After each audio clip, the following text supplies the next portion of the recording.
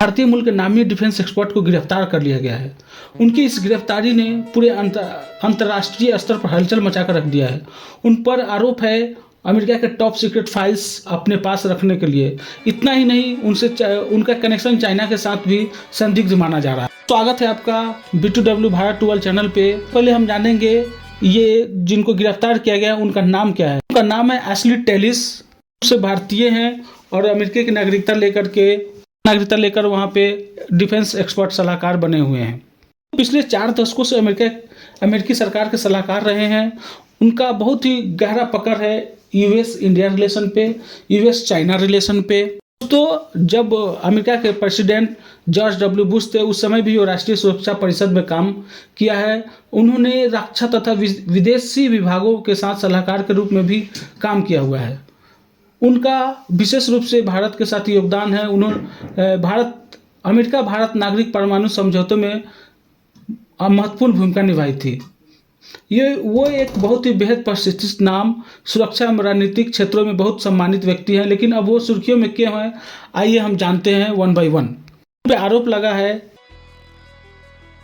FBI ने बोला है कि टेलिस के घर से 1000 से अधिक पन्नों का क्लासिफाइड डॉक्यूमेंट जब्त किए गए हैं। अमेरिका के जो जांच एजेंसी है federal bureau of investigation FBI आरोप लगाया है कि वैध रूप से राष्ट्रीय सुरक्षा, रक्षा सूचना, नेशनल डिफेंस इंफॉर्मेशन अपने पास रखा था। आरोप है कि उन्होंने डॉक्यूमेंट बिना अनुमति के अपने घर के बेसमेंट में रखे थे। कोर्ट में उन्हें 10 साल तक की सज़ा और 2 करोड़ रुपए और डॉलर की बात करें तो $2.5 लाख जुर्माने के तौर पर सामना करना पड़ सकता है। चीन के कनेक्शन की बात करें तो जांच में सामने आया कि टेलिस ने पिछले कुछ सालों में कई बार चीनी अधिकारियों से मुलाकात की। इनमें से कई बार वह फोल्डर के साथ रेस्तरां में गए, लेकिन जब वो वापस आए तो फोल्डर उनके साथ नहीं था। बात करें कोई ठोस सबूत की तो जांच एजेंसियों के अभी तक कोई ठोस सबूत मिले नहीं है।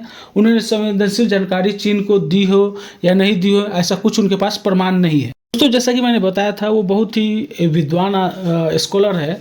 उन्होंने कुछ किताबें भी लिखी है, जैसे nuclear transition in southern Asia और revising US grand strategy towards China जैसी किताबें लिखी है।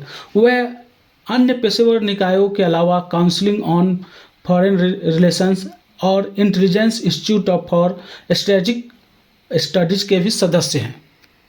अमेरिकी मीडिया की खबरों की बात करें तो जांचकर्ता जो है अमेरिका के, वो चीनी अधिकारियों के साथ टेलिस की बातचीत जो चाइना के साथ हुई थी उसकी जांच कर रहे हैं।